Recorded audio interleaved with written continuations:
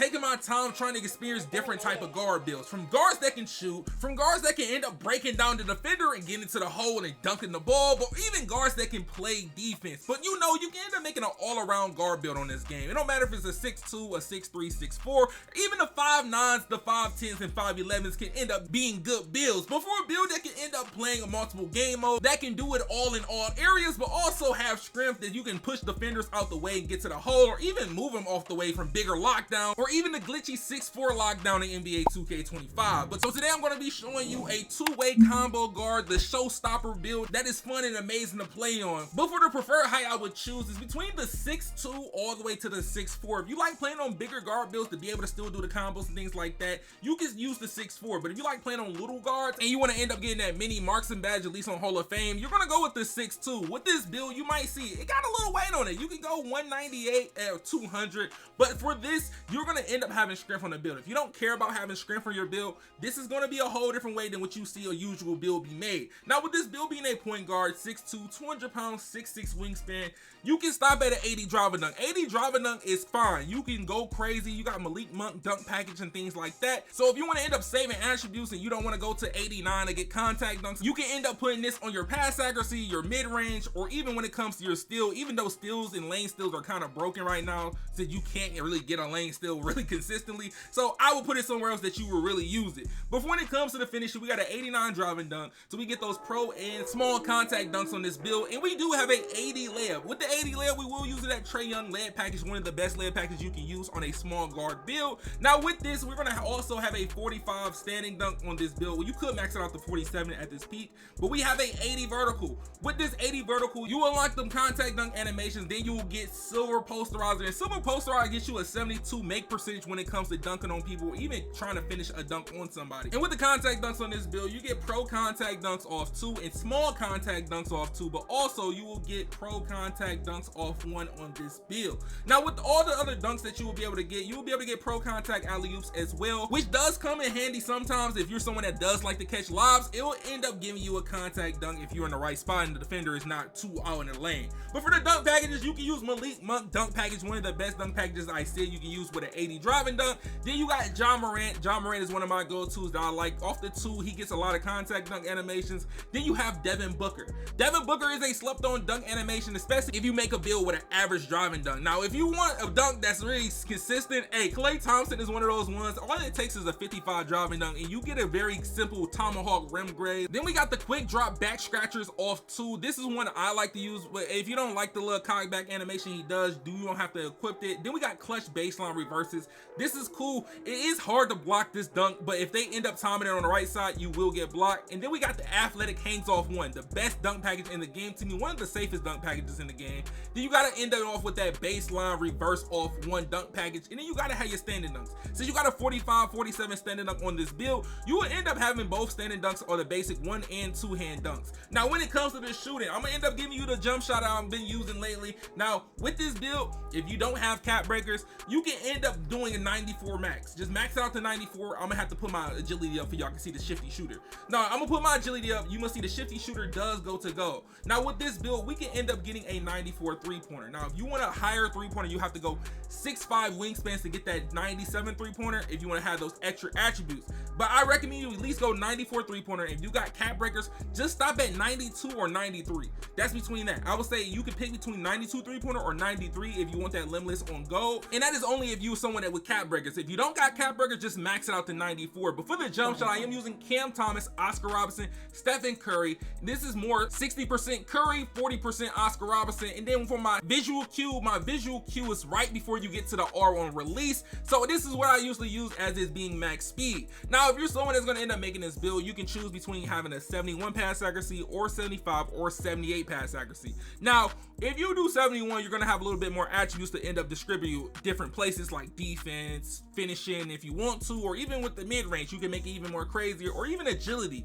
But I'm going to end up upgrading agility later. But 75 is an in-between, but 78, this is where I'm gonna go with. I'm gonna go with 78. If you don't care for going 78, stay at 75 or 71 based on your play style. Now with the ball handle, you can go 92 or 93. I'm gonna go 92 because I'm gonna use my cap breakers to get that 95 ball control, so I can get the Steve Francis and things like that on this build. Now when it comes to the speed with ball, you can go 86 to get goal lightning launches, or you can go 91. When you go 91, I do recommend you to go with your pass accuracy to around 71 if you're gonna go with that lightning launches on Hall of Fame, because you're gonna have to sacrifice. But for all the animations I'm using so far, and this is for all the people that do not have starter 4 animations, but if you do have starter 4 animations, all you're gonna do is substitute the Trae Young for Steve Francis, and you're gonna end up putting the escape move for like Kimball Walker or something like that. Those are gonna be usually the go-to that you're gonna switch, and you can choose the hesitation. The hesitation, you can change the Tyrese Halliburton if you want to as well for the crab move. But when it comes to defense on this build, the perimeter, I haven't seen nothing really crazy for perimeter. And me going higher than 92 for somebody to still shoot in my face and be able to knock down shots even with a light pressure, I'm stopping at 85. I'm saving my attributes. I'm gonna put it somewhere else. I'm gonna end up having an interior defense on this build versus having no interior, because interior defense did get buffed in the latest patch, so I will put a little bit of interior, not too much. But when it comes to steals, 2K did nerf the steals. Like the lanes in NBA 2K25 have been nerfed to the ground. Like if a lane still is not what it used to be when the beginning of the game started out before the patch. So you can stop at 85. They had an interceptor on go. I don't see no reason for me to go 91 or 94, because even with somebody with legend interceptor, they are still going to have problems getting that lane still. So just for me to just get an on ball steal and somewhat a lane steal, I'm gonna be complacent with having an 85 steal. But when it comes to everything else, I would have a 63 block, 62. I'm maxing out everything. And for my interior defense, we are going with a 70 interior defense on this build. Now if you don't care for having a high interior defense, or you're someone that's not going to see yourself getting caught in the paint, I'm telling you, it happens. It happens. You can randomly get caught in the paint, you end up trying to go help somebody.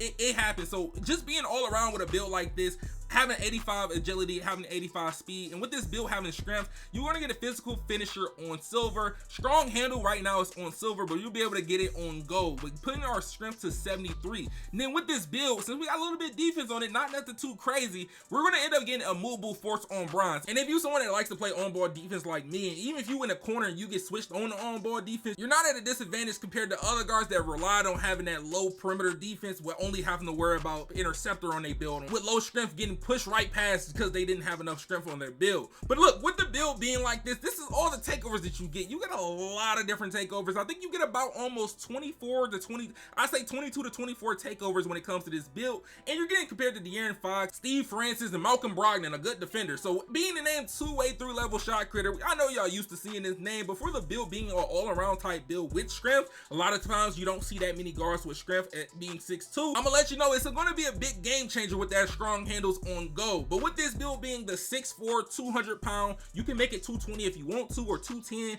but at 6'8" wingspan, this is going to be a little bit different, but it's going to be somewhat similar. Since this build is 6'4", you're a big body, but the thing about it, you're not going to have the same amount of attributes that you had on the 6'2". The 6'2" is going to have more attributes. Like they said, the smaller you get on NBA 2K25, the more attributes you're going to end up having when it comes to making that build. Now that's why you see the 5'9s and the 5'10 builds so crazy with the stats. So now with this build, we're at 6'4", where we can choose between having a 92 3-pointer or a 93. I told y'all, if you do not have cap breakers, just go 93 or 92. I would say go 93 if you want that limitless on gold, but if you're someone that got cap breakers, you can stop at 91 or 92 and end up throwing 1 or 2 cap breakers on your 3-point rating based on if you go 92 or 93 3-pointer. Now look, now you got 4 more extra cap breakers, especially if you hit level 40 in the seasons, so you can end up throwing it on your playmaking to get that 95 ball control or 96 ball control, or you can put it somewhere else if you don't care about having Steve Francis if you're not a starter 3 going to starter 4. Now with the pass accuracy, we have a 71 pass accuracy on this build. You can get 75, but you're going to have to sacrifice something on defense, but that's just going to be your option if you choose that. Now with this build being a 77 driving dunk, 89 for contact dunks, 45 standing, and you got a 74 close shot with a 92 3-pointer or 93 based on your preference. This build has a 92 ball control with an 86 speed with ball for lightning launches on go. Now 86 speed with ball is maybe like the highest I'm gonna end up going with a build like this, unless I drop the weight to try to get 91. But all you gotta do is use your max +1 on your lightning launches if you want to end up doing that, so you can be able to move just like all the small 5'9s or 5'10 guards on a build like this. Now with the defense, we have a 85 perimeter just like the last build. And I told y'all how the game is working now. I'm not going anything past 85 when it comes for the steal, because these lanes are broken in a bad way. Like, you're not going to get a steal even if you got a 99 steal. That's how bad the lanes are broken. Then for the defense, you're going to also have block and you're going to have rebound on this build the same way as the other build, but it's going to be slightly different because you are on a bigger build now. And since we're on a bigger build, then we're going to have a higher rebound rating than the other build. So look, for the block, we're going to end up going, we go 65. We go 65 block on this build. But when it comes to the rebounding, I'm going to start out with 60 on a defensive rebound, and I'm going to bring it up to 70 to see how many attributes I have left with the build. Now, we got 85 agility, 85 speed with an 80 vertical. Now, the strength, I told y'all, like the first build, we're going to put it build to 73 strength. And y'all don't understand why we're doing this if you skip the video. I'm going to let you know this now. If you go to 60, you get physical handles on bronze with strong handles on bronze. But if you end up pushing it up a little bit more till you get to that 67, you're going to end up getting strong handles on silver at 65. And if I had an 80 layup, I would end up getting physical handles on silver. But once we get to 68, we get box out B. 71, we get immovable force on bronze. And then at 73, we get strong handles on gold. A very great badge to use and a very slept on badge if you don't know about strong handles. It was in the game last year, which is named physical handler, and you could literally move people out the way and just bully people out the way if you had a high strength. Just remember about Hall of Fame physical handle in NBA 2K24 and bully.